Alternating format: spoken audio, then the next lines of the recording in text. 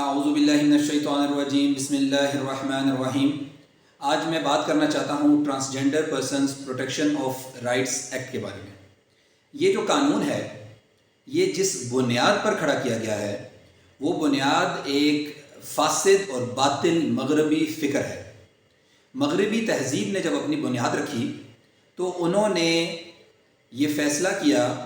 کہ انسان اپنی اصل میں آزاد ہے، انسان اپنے فیصلے کرنے میں با اختیار ہے، اور انسان کے اوپر کوئی مذہبی یا کسی اور طرح کی پابندی نہیں لگائی جا سکتی الا یہ کہ انسان خود اپنی آزاد مرضی سے اس کو اختیار کرے۔ یہ جو فکر تھی اس نے ایک موڑ لیا اور عورتوں کے بارے میں یہ کہا جانے لگا کہ عورتوں کو آزادی ہونی چاہیے یہ فیصلہ کرنے کے لیے کہ وہ کون سی بات مانیں گی یا کون سی بات نہیں مانیں گی، یعنی کس چیز کو وہ اختیار کرنا چاہتی ہیں اور کس چیز کو وہ اختیار نہیں کرنا چاہتی۔ اسی آزادی یعنی انسان کو آزادی ہے اپنا فیصلہ کرنے کی، اسی فکر سے مغرب نے یہ کہا کہ جب چھوٹا بچہ بڑا ہو جاتا ہے تو وہ آزاد ہے یہ فیصلہ کرنے میں کہ میں نے اپنے ماں باپ کی بات ماننی ہے یا میں نے اپنے ماں باپ کی بات نہیں ماننی، اس کے اوپر پابندی نہیں ہے کہ وہ اپنے ماں باپ کی بات مانے۔ اسی طرح اس فکر کے نتیجے میں یہ کہا گیا کہ بیوی اگر اپنی مرضی سے شوہر کی بات مانے گی تو ٹھیک ہے، ورنہ اس کے اوپر پابندی نہیں ہے، تو وہ جب چاہے گی بات مانے گی اور جب اس کی مرضی نہیں ہوگی تو وہ بات نہیں مانے گی۔ وقت کا پہیہ تھوڑا آگے گھوما اور اس فکر کی بنیاد پر مغرب نے یہ کہا کہ معاشرے کے اندر عورت کا کردار کیا ہے یہ عورت خود اپنی آزاد مرضی سے طے کرے گی۔ معاشرہ یہ نہیں بتا سکتا کہ عورت ہونے کے ناطے اس کا بنیادی کردار کیا ہے۔ مثال کے طور پہ معاشرہ طے نہیں کر سکتا کہ مرد باہر جا کر کمائی کرے گا اور عورت گھرداری، کچن یا بچوں کی پرورش کرے گی۔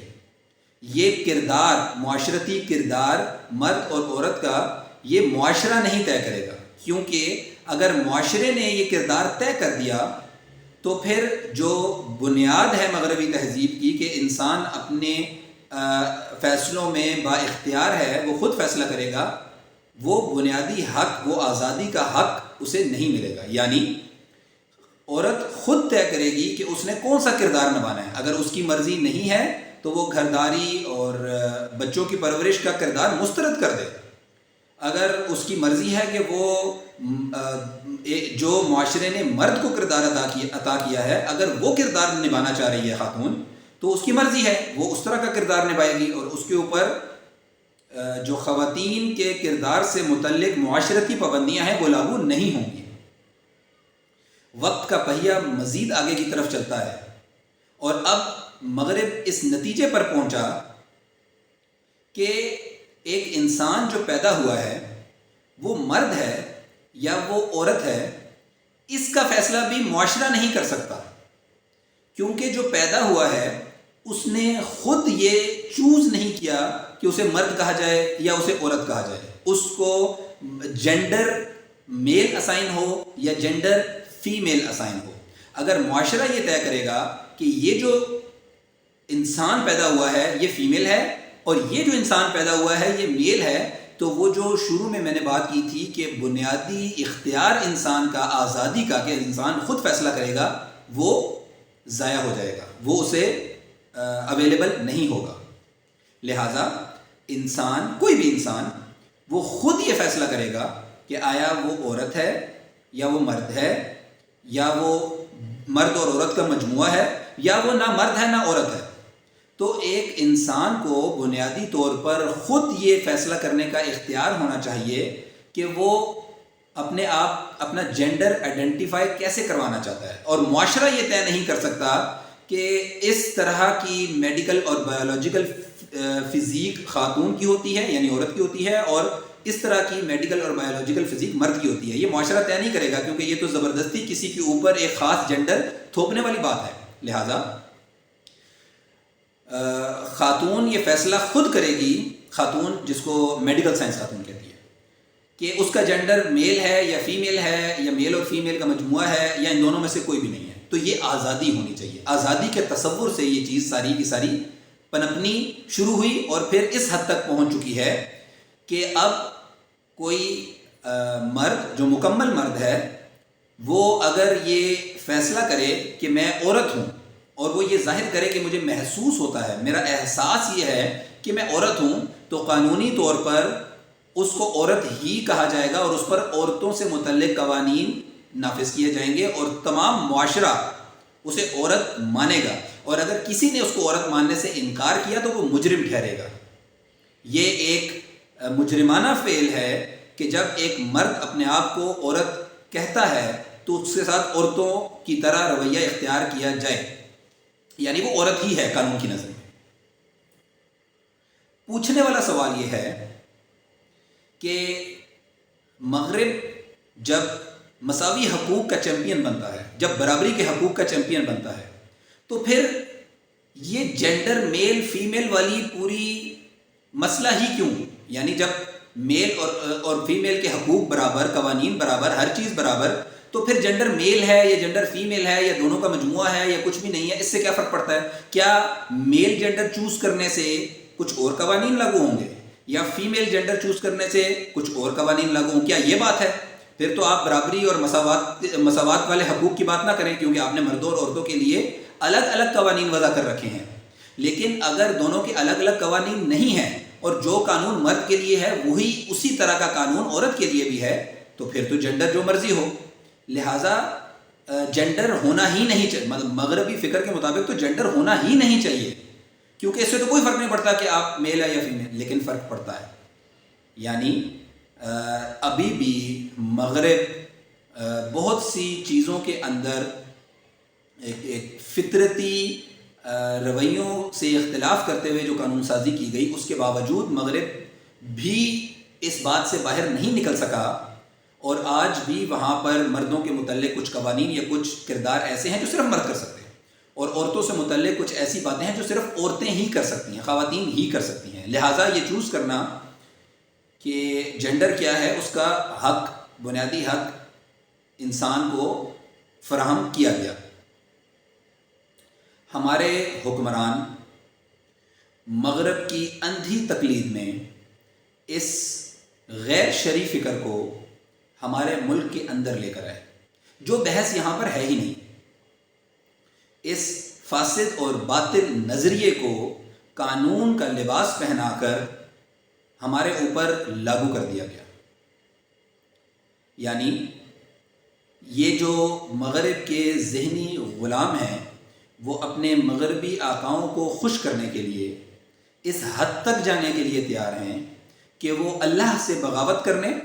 اور اللہ کی شریعت کو پس پش ڈالنے کے لیے بھی تیار ہیں۔ ان کو اس بات سے کوئی فرق نہیں پڑتا کہ یہ اسلام کے مطابق ہے یا اسلام کے مطابق نہیں ہے، اسلام سے اخذ شدہ ہے یا اسلام سے اخذ شدہ نہیں ہے، اسلام نے حلال قرار دیا ہے یا حرام قرار دیا ہے، یہ تمام موضوع ان کے لیے کوئی معنی نہیں رکھتے۔ وہ صرف مغربی آقاؤں کو خوش کرنے کے لیے اس طرح کے قوانین لاگو کر رہے ہیں۔ اور اللہ تعالیٰ نے قرآن پاک میں ہمیں بتا دیا، جو شروع میں آیت میں نے پڑھی، بسم اللہ الرحمن الرحیم، وَلَن تَرْضَ عَنْكَ الْيَهُودُ وَلَا النَّصَارَىٰ حَتَّىٰ تَتَّبِعَ مِلَّتَهُمْ، کہ یہود اور نصارہ تم سے خوش نہیں ہو سکتے جب تک کہ تم ان کی ملت پر نہ چلے جاؤ۔ اور جب ایسا مطالبہ کسی قوم کی طرف سے رکھا جائے، یہود و نصارہ کی طرف سے رکھا جائے، تو اللہ نے جواب اسی کے اگلے حصے کے اندر دے دیا، مسلمانوں کو بتا دیا کہ یہ جواب دینا ہے۔ اور وہ جواب کیا دینا ہے؟ قل، تم اس کو کہہ دو، اِنَّ هُدَى اللَّهِ هُوَ الْهُدَىٰ، کہ ہدایت اور صحیح راستہ، صحیح قانون، صحیح حقوق، صحیح ذمہ داریاں، صحیح معاشرتی کردار وہی ہے جو اللہ نے متعین کر دیا۔ قل اِنَّ هُدَى اللَّهِ هُوَ الْهُدَىٰ، جو ہدایت اللہ نے دی وہی اصل میں ہدایت ہے، اس کے علاوہ ہم کسی اور چیز کی تابعداری اطاعت نہیں کریں گے۔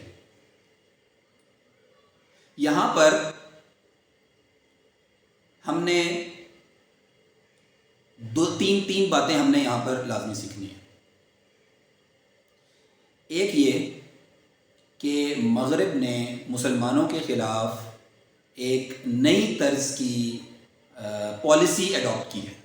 جو کہ کچھ عرصے سے نافذ العمل ہے. میں تھوڑا سا اگر اس کی بیک گراؤنڈ پہ جاؤں تو پہلے مغرب نے مسلمانوں پر فکری حملہ کیا اور مسلمانوں کے اذہان کے اوپر حملہ کیا اور اسلام کے افکار کو دھندلا کر کے مغربی افکار کو مسلمانوں کے ذہنوں میں راسخ کرنے کی کوشش کی. اس کے بعد مغرب نے مسلمانوں پر ظاہری اور فزیکل حملہ شروع کیا. اور اب یہ جو نئی پالیسی ہے اس کے مطابق مغرب مسلمانوں کو لیگل سسٹم کے ذریعے ہلا رہا ہے.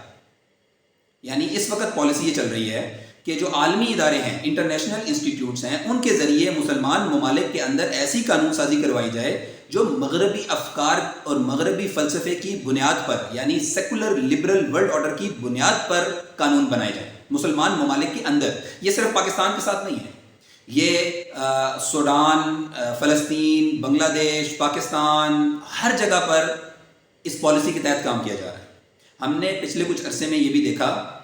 کہ اسی پالیسی کے تحت کہ مسلمان ممالک کے اندر قانون سازی کروا کر ان افکار کو ڈالا جائے،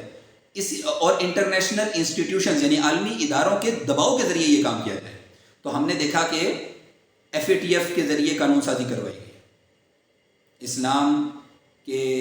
اصول اور اسلام کے احکامات کی خلاف ورزی کرتے ہوئے دہشت گردی کے قوانین میں ترامیم کرائی گئی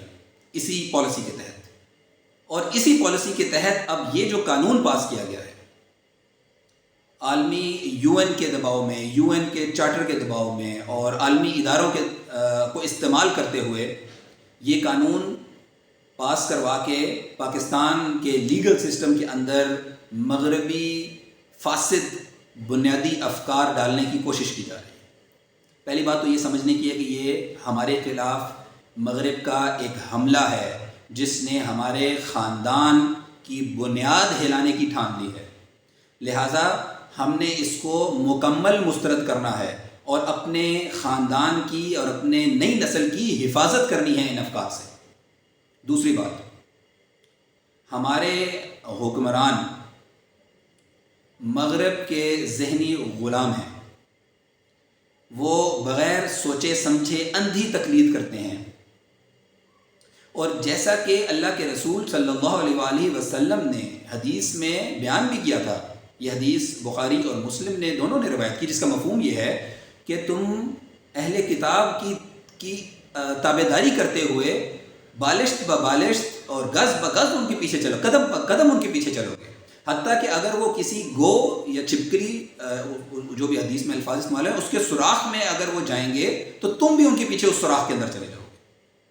اور اللہ کے رسول صلی اللہ علیہ وآلہ وسلم نے ہمیں وارن کیا تھا، ہمیں خبردار کیا تھا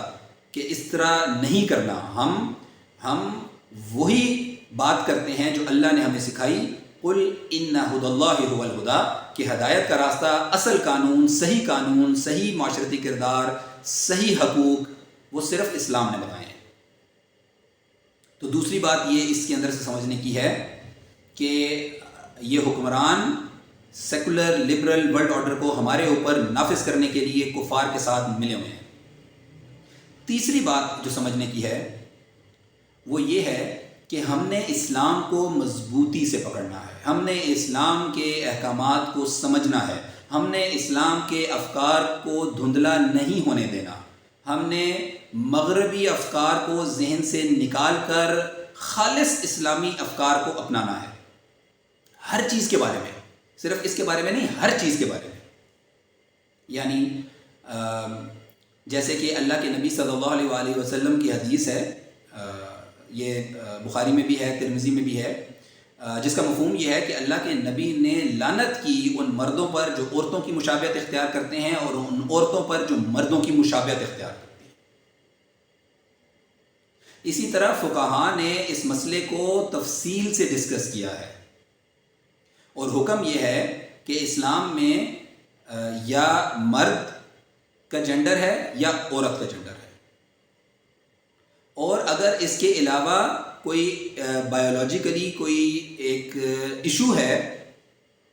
تو اس کے بارے میں بھی فقہاء نے تفصیل سے احکامات صحابہ کرام سے اور اللہ کے نبی صلی اللہ علیہ وسلم کے احکامات سے اخذ کیے ہوئے ہیں کہ اگر غالب بایولوجیکل فیکٹر خاتون کا ہے تو اس کو عورت کا جینڈر دے کر اس کے اوپر عورت کے احکامات لاگو ہوں گے، اور اگر غالب فیچرز مرد کے ہیں تو مرد کا جینڈر دے کر مرد کے احکامات لاگو ہوں گے. یعنی یا تو عورت کی طرح ڈیل کیا جائے گا یا مرد کی طرح ڈیل کیا جائے گا، تیسرا نہیں. اور تیسرا تو چھوڑے، یہ تو 4 جینڈر لے آئے کہ یا مرد ہے یا عورت ہے یا مرد اور عورت کا مجموعہ ہے، مرد اور عورت کا مجموعہ، یا مرد بھی نہیں اور عورت بھی نہیں. انہوں نے یہ 4 جینڈر انٹروڈیوس کرا دی مسلمان کے، جبکہ اسلام کا حکم واضح ہے اس کے اوپر. اور اس کی تفصیل میں اگر فقہاء اور علماء سے آپ پوچھیں گے یا ان کی کتابیں پڑھیں گے تو ہمیں یہ احکامات بہت واضح مل جائیں گے وہاں پر. یعنی یہ نظریہ بھی غیر شرعی ہے، فاسد اور باطل ہے، اور یہ قانون بھی غیر شرعی ہے، فاسد اور باطل ہے. اور ہم نے اسلام کو مضبوطی سے پکڑنا ہے. یعنی اس قانون کے اندر یہ لکھا ہوا ہے کہ اگر کوئی عورت یہ کہے کہ مجھے محسوس ہوتا ہے کہ میں مرد ہوں، تو نہ صرف یہ کہ نادرہ اس کو مرد کے طور پر شناختی کارڈ جاری کرنے کا پابند ہے، بلکہ عدالت مرد کی وراثت کے قانون لاگو کر کے اس کو مرد کا حصہ دینے کی پابند ہوگی. یعنی یہ تو اسلام کے شرعی احکامات کی دھجیاں اڑا دے گا یہ قانون، اور مسلمانوں کے خاندان کا جو یونٹ ہے اس کی تباہی ہے یہ قانون. اور ہماری نئی نسل کو ایک ایسی بے حیائی کا معاشرہ بنا کر دے گا